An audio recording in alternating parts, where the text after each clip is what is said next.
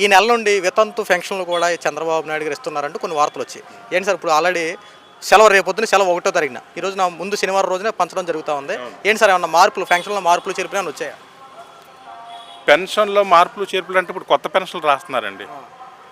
వాళ్ళందరికీ ఏంటంటే నెక్స్ట్ ఏదైతే ఉందో ఆ బడ్జెట్లో పెట్టేసి వాళ్ళు కొత్త పెన్షన్ వాళ్ళందరికీ ఇస్తారు. ఇంకొక విషయం ఏంటంటే ఈ కొత్త దాంట్లో కూడా వికలాంగులు కావచ్చు, మీరు అన్నట్టు వితంతువులు కావచ్చు, వీళ్ళందరికీ కూడా ఏంటంటే అవకాశాలు ఇవ్వటం అనేది కూటమి ప్రభుత్వం ముందు ఉంటుంది. దీంట్లో దేనికోసం అంటే వాళ్ళు ఏ విధంగానూ కష్టపడలేరు.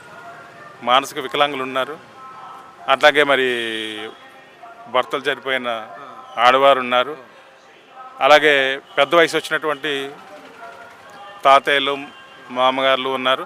మరి వీళ్ళందరికీ కూడా న్యాయం చేయడానికి సిద్ధంగా ఉంది. అందుకని రేషన్ కార్డులు కావచ్చు, లేకపోతే ఈ పెన్షన్స్ కావచ్చు.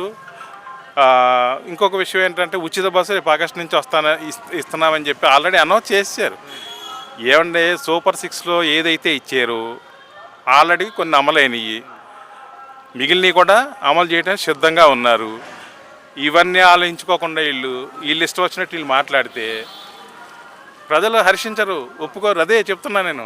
ఈ ఉన్న 4-5 గుడ్డలు ఏవైతే ఉన్నాయో, ఈ 10 సీట్లు ఏవైతే ఉన్నాయో ఇవి కూడా చక్కగా దారి పెట్టి వెళ్ళిపోతాయి. ఇంకొక విషయం ఏంటంటే మొన్న అంటున్నారు తప్పుడు కేసులు పెడుతున్నారు, వంశీ గారిని అరెస్ట్ చేశారు, విడుదల రజనీ గారి మీద ఏదో వాళ్ళ తమ్ముడిని వాళ్ళ సెక్రటరీ మీద అరెస్ట్ చేశారు. నేను మన యూట్యూబ్ ఛానల్ ద్వారా నేను ఒక్కటే వైఎస్ఆర్సీపీ వాళ్ళకి తెలియజేసుకుంటున్నాను, తప్పు చేసిన ఏ వ్యక్తిని కూడా వదిలే ప్రసక్తి లేదు. ఇది 100% గ్యారంటీ. రెండవది, మీకులాగా అక్రమ కేసులు పెట్టి అక్రమ అరెస్టులు చేసి మేము కార్యకర్తలు కానీ ఇంకోళ్ళని కానీ మేము అటువంటి పనులు చేసేటువంటి ఉద్దేశం మా గవర్నమెంట్కి లేదు, మా కూటమి ప్రభుత్వానికి లేదు. కానీ ఎవరైతే తప్పులు చేశారో వాళ్ళు కంపల్సరీ శిక్ష అనుభవించి తీరు. అవి ఏం చేశారనేది చేసిన వాళ్ళందరికీ తెలుసు అందుట్లో. అందుకని ఈరోజు వాళ్ళు భయపడతా ఉన్నారు. ఆ విషయం కూడా వైఎస్ఆర్సీపీ వాళ్ళకి గుర్తుపెట్టుకోవాలని చెప్పి తెలియజేసుకుంటున్నానండి. Thank you sir. మంచిది. ముఖ్యమంత్రి చంద్రబాబు నాయుడు గారు ఎప్పుడైతే అధికారంలోకి వచ్చారో అన్న మాట ప్రకారం 3,000 రూపాయల పెన్షన్ని 4,000 రూపాయలు చేశారు. పాత బకాయి 3,000 రూపాయలు ప్లస్ కొత్తగా ఇస్తున్నటువంటి 4,000 కలిపి అక్షరాల 7,000 రూపాయలు ఇచ్చినటువంటి ఘనత చంద్రబాబు నాయుడు గారిది. ఈ రోజు కూడా అదే 4,000 కంటిన్యూ అవుతూ ఉంది. అయితే ఇంకొక విషయం ఏంటంటే 1వ తారీఖు సెలవు వస్తే 31వ తారీఖునే పెన్షన్ అందజేసేటువంటి వినూత్న కార్యక్రమానికి ఈ రోజున కూటమి ప్రభుత్వం శ్రీకారం చుట్టింది. ఈ రోజున 1వ తారీఖు ఆదివారం వచ్చింది, 31 శనివారం. 31వ తారీఖునే మొత్తం పెన్షన్లు మొత్తం అన్ని రకాలుగా పంపిణీ శ్రీకారం చుట్టారు. అయితే ఇక్కడ వైఎస్ఆర్సీపీ పార్టీ వాళ్ళు పెన్షన్ల విషయంలో చాలా దారుణంగా వ్యవహరించాడు జగన్మోహన్ రెడ్డి. 3,000 రూపాయల పెన్షన్ ఇస్తానని చెప్పి దశల వారీగా 250 పెంచుకుంటా 3,000 ఇవ్వడం కోసం నీకు 5 సంవత్సరాలు పట్టిందా జగన్మోహన్ రెడ్డి? అంటే ఎంత రకంగా మాయ చేసావంటే అవ్వా తాత సంతోషమైన 250 పెంచాను నీ మనవడిని నేను అని చెప్పి వాళ్ళ దగ్గర ఏదో మనల్ని పొందినట్టు 250 పెంచి సంకలు గుద్దేసి ఆ రోజున. వికలాంగుల విషయంలో కూడా నువ్వు చేసింది ఏంటయ్యా జగన్మోహన్ రెడ్డి? వికలాంగులకి 3,000 రూపాయలు ఇచ్చావు. ఇక్కడ చంద్రబాబు నాయుడు గారు వికలాంగులకి 3,000 రూపాయల పెన్షన్ని 6,000 రూపాయలు చేశారు. అక్షరాల ఈ రోజున ప్రతి వికలాంగుడికి 6,000 రూపాయలు అందుతూ ఉంది. పూర్తిగా మంచానికే పరిమితం అయిపోయి వాళ్ళ పని వాళ్ళు చేసుకున్నటువంటి వికలాంగత్వం ఉన్నటువంటి వాళ్ళకి జగన్మోహన్ రెడ్డిని 6,000 రూపాయలు ఇస్తే చంద్రబాబు నాయుడు గారు ఏకంగా 15,000 రూపాయలు చేశారు. సాధారణంగా వికలాంగులు పుడితే ఎందుకు నా కడుపుని చెడబుట్టేవారని చెప్పి కొంతమంది తల్లిదండ్రులు తిట్టుకుంటాం. మనం చాలా సందర్భాలు చూసుంటాం. ఏం తప్పు చేస్తే ఇలాంటి వాడు పుట్టాడు అని చెప్పి ఇలాంటి మాటలు మనం వింటూనే ఉంటాం.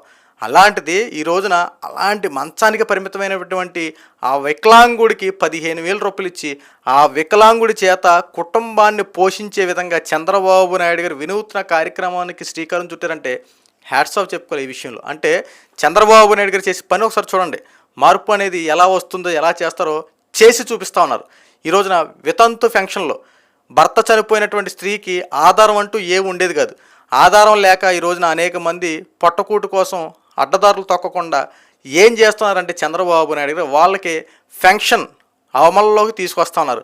వాళ్ళకి కూడా 4,000 రూపాయలు అందేలా చర్యలు తీసుకుంటా ఉన్నారు. అంతేకాకుండా ఎవరైతే అర్హులు ఉన్నటువంటి వారికి పెన్షన్ అందకుండా ఇబ్బంది పడుతున్నారో ఆ అర్హులున్న ప్రతి ఒక్కరికి పెన్షన్ అందేలా చర్యలు తీసుకున్నారు. కొంతమంది చెవులు బాగానే ఉంటాయి అయినా సరే ఫిజికల్లీ హ్యాండిక్యాప్డ్ అని చెప్పి ఫంక్షన్ రాపిచ్చేసుకుంటాం. కాళ్ళు చేతులు బాగానే ఉంటాయి, అయినా సరే ఫిజికల్లీ హ్యాండిక్యాప్డ్ అని చెప్పి ఫంక్షన్ రాపిచ్చేసుకుని ఇలాగా అర్హులకు చెందాల్సినటువంటి ఫంక్షన్లన్నింటినీ అనర్హులు తీసుకొని ప్రభుత్వ ధనాన్ని దుర్వినియోగం చేసి జగన్మోహన్ రెడ్డి అయ్యడం జరిగింది. ఈరోజు కొన్ని లక్షల ఫంక్షన్లు పీకేసారు. ఈరోజు ఇలాంటివన్నీ ఏరేసారు. ఎందుకంటే పూర్తిగా వికలాంగత్వం ఉన్న వాళ్ళకి ఇవ్వడం మంచిది. ఎందుకంటే ఇలాంటి విషయంలో కూడా కకృతిపడి రూపాయి తింటున్నారంటే ఇలా ఏం చేయాలి కూడా అర్థం కావట్లేదు. ఈరోజు చంద్రబాబు నాయుడు గారు అధికారంలోకి వచ్చిన తర్వాత ఈ ఫంక్షన్ల ఎరువేత ప్రక్రియకి శ్రీకారం చుట్టారు.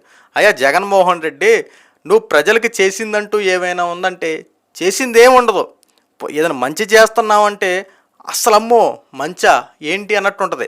నువ్వు 5 సంవత్సరాల అధికారంలోకి వచ్చి రాజన్న పరిపాలన తీసుకొస్తాడు, రాజన్నలాగా పరిపాలన చేస్తాడని చెప్పి ఎంతో ఆశతో ప్రజలు నీకు ఓట్లు వేస్తే ఏం చేసావయ్యా నువ్వు 5 సంవత్సరాలు? 5 సంవత్సరాలు పబ్బం గడిపి కనీసం ప్రజల పక్షాన్ని వ్యవహరించకుండా ఓట్లేసిన ప్రజల్ని మోసం చేసావు కదా. నీకు మళ్ళీ 2029లో అధికారానికి ఎలా ఇస్తారు? నువ్వు మాట్లాడుతున్నావు కదా, ఈసారి అధికారం నాదే, ఏ ఒక్కడు వచ్చినా విడిచిపెట్టను, ఒక్కొక్కడికి సినిమా చూపిస్తానని చెప్పి మాట్లాడుతున్నావు కదా. నువ్వు బెదిరింపు చర్యలు పాల్పడుతుంటే నీకు నమ్మి ఎలా ఓట్లేస్తారు? నువ్వు ఆంధ్ర రాష్ట్రానికి చేసినటువంటి ద్రోహాలను ఎలా మర్చిపోతారు? పథకాలని చెప్పి అంటున్నావు కదా, పథకాలు ఇచ్చావని చెప్పి అన్నావు కదా. ఏ పథకాలు ఇచ్చావు చెప్పు?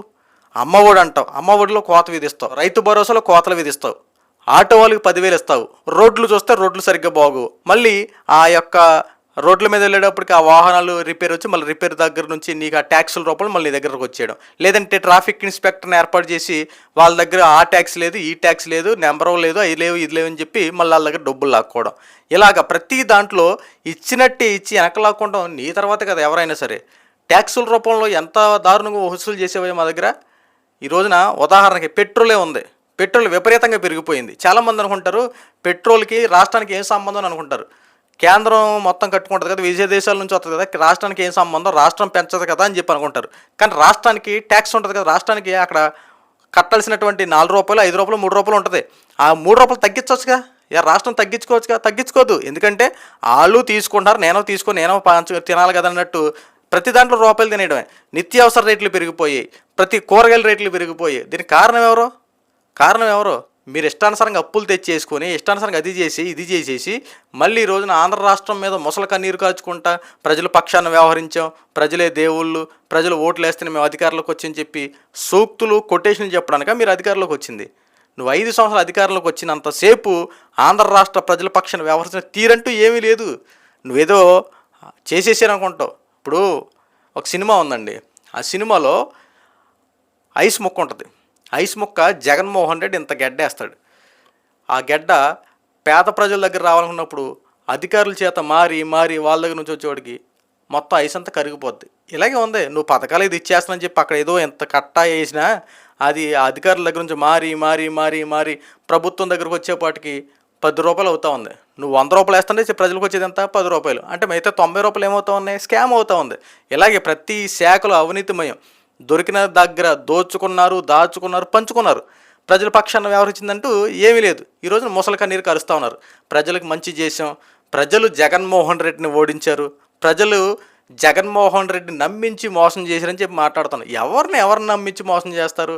గత 5 సంవత్సరాల ముఖ్యమంత్రిని నువ్వు ప్రజల్ని మోసం చేసావు. ఈరోజు కూడా ప్రజలు కూడా జగన్మోహన్ రెడ్డికే మా ఓటు అంటూ ఆలోచించి ఓపిక పట్టి ఓటు అనే ఆయుధంతో నీ బుద్ధి చెప్పారు. నువ్వు మళ్ళీ ప్రజల పక్షాన వ్యవహరిస్తున్నావు, ప్రజా నాయకుడి నుంచి చెప్పి మాట్లాడుతూ ఉంటావు. ఈరోజు కూటమి ప్రభుత్వం చూడు, అన్న మాట ప్రకారంగా సూపర్ 6 పథకాలు 2 పథకాలు అవలంబిస్తూనే అభివృద్ధి పనులు చేసుకుంటూ వచ్చింది. ఈ ఏదైతే జూన్ నెలలో తల్లికి వందనం రిలీజ్ చేస్తానని చెప్పి హామీ ఇచ్చారో ఆ హామీని నెరవేర్చే దిశగా ఈరోజు తల్లికి వందనం కార్యక్రమానికి శ్రీకారం చుట్టబోతా ఉన్నారు. స్కూల్స్ రీఓపెన్ అయ్యేలోపు 14వ తారీఖున రీఓపెన్ అయ్యేలోపు ఖచ్చితంగా ప్రతి తల్లుల ఖాతాలో అమ్మఒడి, ప్రతి తల్లుల ఖాతాలో తల్లికి వందనం ఖచ్చితంగా వాళ్ళ అకౌంట్లో పడద్ది. అంతేకాకుండా ఫీజు రీఎంబర్స్మెంట్ విషయంలో కూడా ప్రభుత్వం చర్యలు తీసుకోబోతా ఉంది. ఇలా అన్నా మాట ప్రకారం నిలబెట్టుకునే ప్రభుత్వం కూటమి ప్రభుత్వాన్ని కనుక ఈసారి విమర్శిస్తే రాబోయే రోజులు ఖచ్చితంగా గట్టి పరిస్థితులు మీకు ఎదురవుతాయి.